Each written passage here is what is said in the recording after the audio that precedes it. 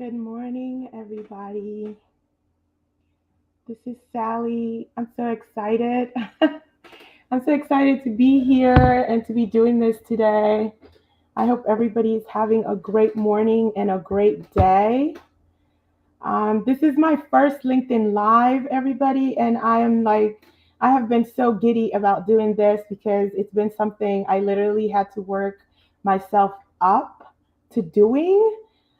The idea of being live kind of, I don't know why it was such an anxiety inducing thought for me. So, this is today a huge step forward for myself and a program that I have literally been building from the ground up on my own. So, I am incredibly proud of all of the different things that are happening, that I'm accomplishing so far in that role. So, a little bit about me. Well, I am a graduate of the University of Maryland, Eastern Shore School of Pharmacy and Health Professions, Hawk Pride, and completed a PGY1 at Thomas Jefferson University Hospital in Pennsylvania, Philadelphia. And then worked at Reading Hospital, and I currently practice as an ambulatory care pharmacist at Carroll Hospital, which is in Westminster, Maryland, a small rural town in some part of Baltimore, Maryland, as a medication management pharmacist. But more about my pride and joy and the thing that has been literally filling me up with so much pride and so much joy in the last few years has been the creation, the development, and establishment of a residency prep program that's called Rezi Prep. And Rezi Prep essentially is a program that I built and developed, particularly based on my own personal journey during my residency application process. And the fact that I kept finding myself really lost and overwhelmed, overwhelmed by the convoluted application process. Their ASHP's done a really great job at making a lot of resources available, but those resources currently that are there don't really apply to everybody the same way. And everybody isn't able to employ those tips and tricks in the same manner. And I really needed somebody who knew me and knew my story and could help me figure out how I needed to, one, market myself, build my personal brand, and really make sure that as I put forward my application packet, I felt confident in what I was putting forward and being able to accurately represent and articulate my skills and qualifications.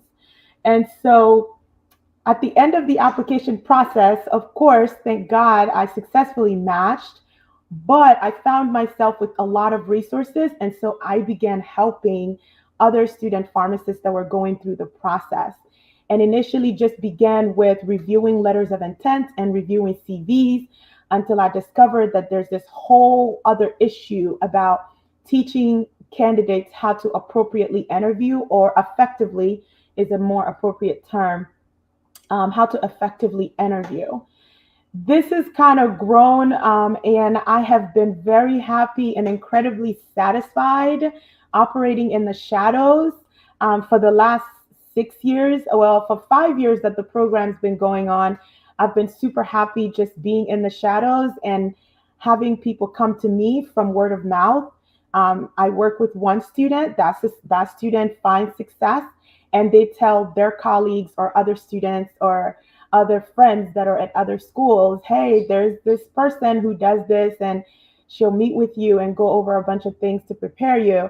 I was very happy with that. I was incredibly satisfied and found a lot of joy just operating in the shadows. And essentially, I've been calling myself forever the best kept secret in the pharmacy residency game.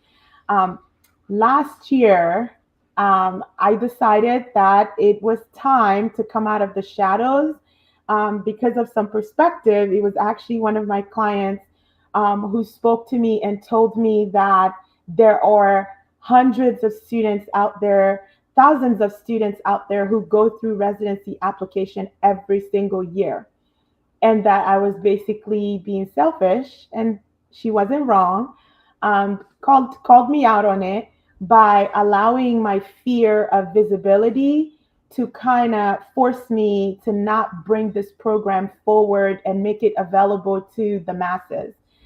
This was a really profound thing that happened to me because I kind of found myself not being able to say that she was wrong.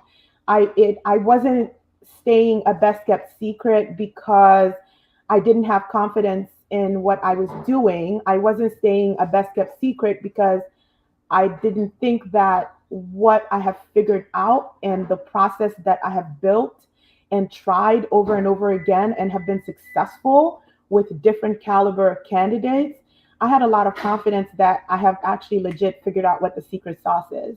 Um, but why was I so afraid to bring that forward? And so this today, right? This moment right now is huge for me because it really, really is just one of the last things that I had as steps and on my list as part of things that I needed to do to get out of that selfish and that fearful place of whether or not the world needs to know about what I'm doing and the world needs to know how to connect with me and find out what I do. So that's a little bit about me and how I've gotten here. But I know a lot of people are interested. Okay, so Rezi Prep, what actually is it? I think one of the things that I really pride myself on with the program is that this is a really personalized program. The curriculum that I have been able to build and tried and revamped and reworked until I'm finally at a place where I feel really good about what I have as a process. It's not a one size fits all. It is a personalized process and it's a personalized plan. And so the person who is interested in a residency, that's step one. But we go over several meetings where I have an opportunity to learn what drives you, to learn what your fears are, and to learn what those things are rooted in, what your opportunities for development are, so that we can really build you up to be a competitive candidate. Step one, but step two, it doesn't matter how competitive you are if you don't have the confidence to articulate those qualifications appropriately and effectively so that anytime you interact with a program, they are getting exactly what you want them to get from you. And you want them to see that this moment of being in front of them and making your case for a position in their program was earned. And here's the evidence of how I have gotten here. So that's the first thing I want people to usually know about Rezi Prep and what it is. It's not a one size fits all. The second thing is that I serve as more than just your mentor or your coach. I take this journey incredibly personally, and I am invested in it. I always tell everybody I work with, like, I don't quit until you're ready to say that you don't want to push any further. And so, an unsuccessful match at phase one, it just means that we need to regroup and go at it again for phase two. Yes, my phase one successes have been phenomenal and just my mind's blown every year by how successful each year, like how I've continued to just really, really at phase one get it right with over 90% of my clients. But phase two is a reality, and you have me through all of the steps of your residency application process. I don't give up on anybody, and I am here to support you and motivate you, but also just let you know that you can absolutely do this. There's nothing special about it. It doesn't take superpowers. It just takes diligence, support, and consistency to be able to make it happen. So I am there to kind of ground you and remind you, why in the first place did you want to do this? And we keep revisiting this over and over and over again. The services I provide, that tends to be a common question as well. I do CV reviews. I do letter of intent reviews.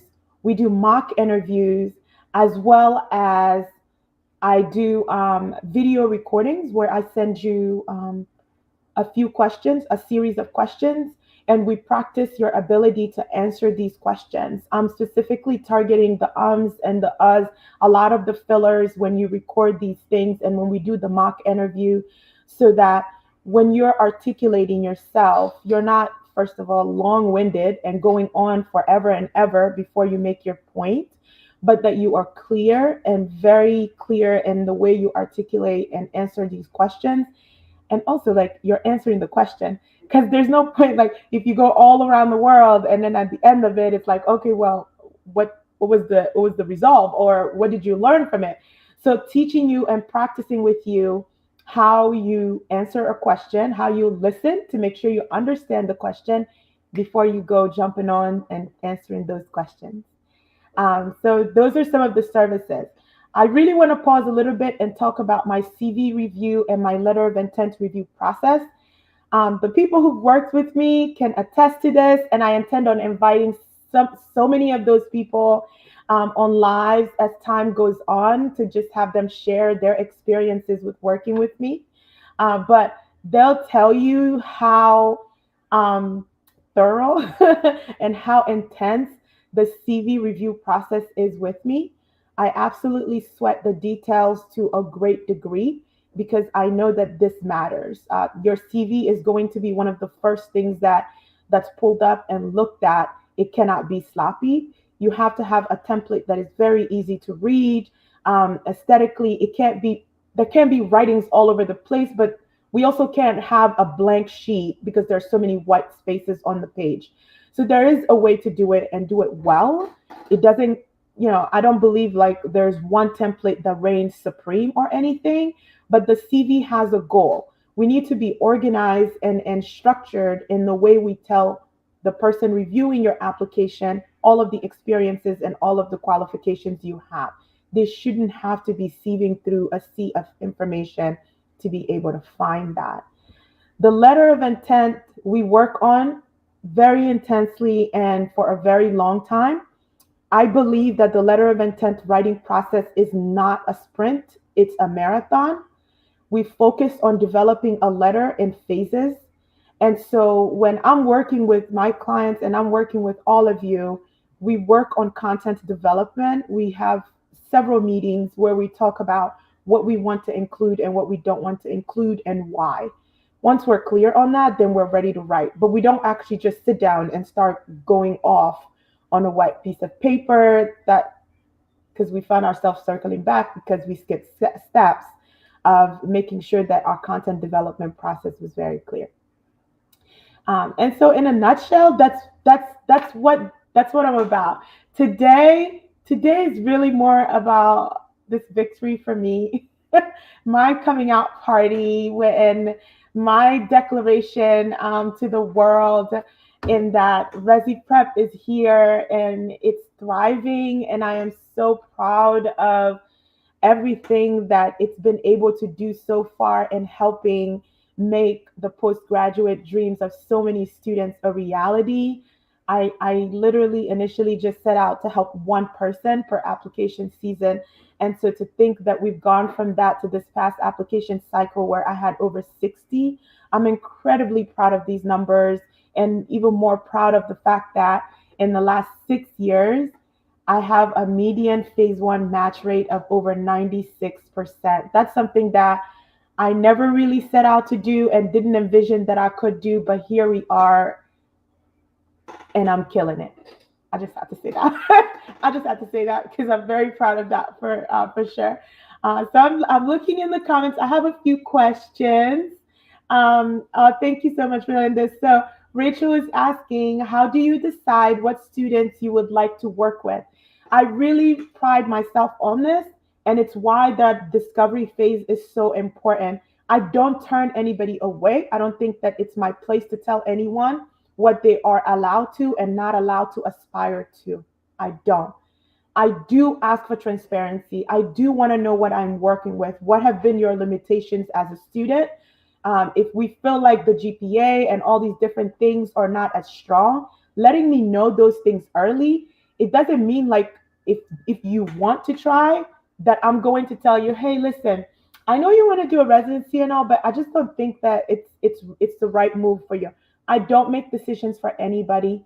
So it's more of a question whether or not the students decide that they want to work with me, and I go through an intense review process with them, because part of what I do is to help them identify programs that they are definitely competitive for, and that we should be strategic and realistic in our goals, and making sure that we are going for the things that we want and maximizing our chances of success. So I have not, in the 6 years that I've been here, Rachel, I haven't turned a single person away.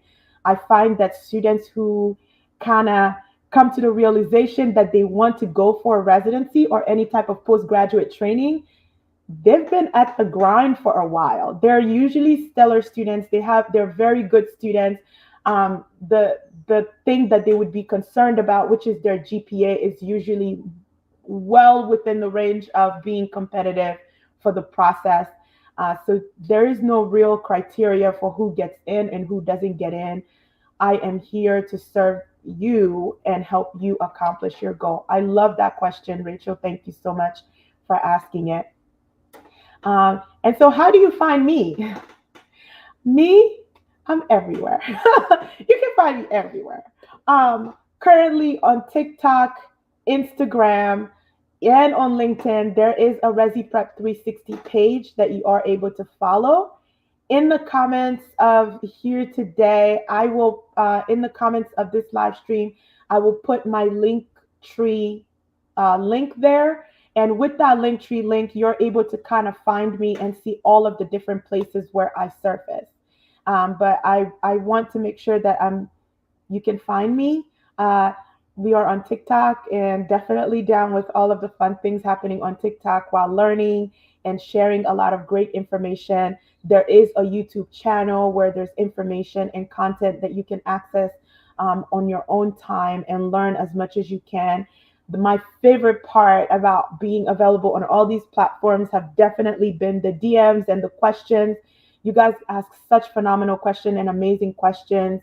So continue to send me your questions, because what I want to start doing is answering these questions in TikTok videos that I can then disseminate on all other platforms, because I am positive that if you're thinking about it as a question, other people are thinking about it as well.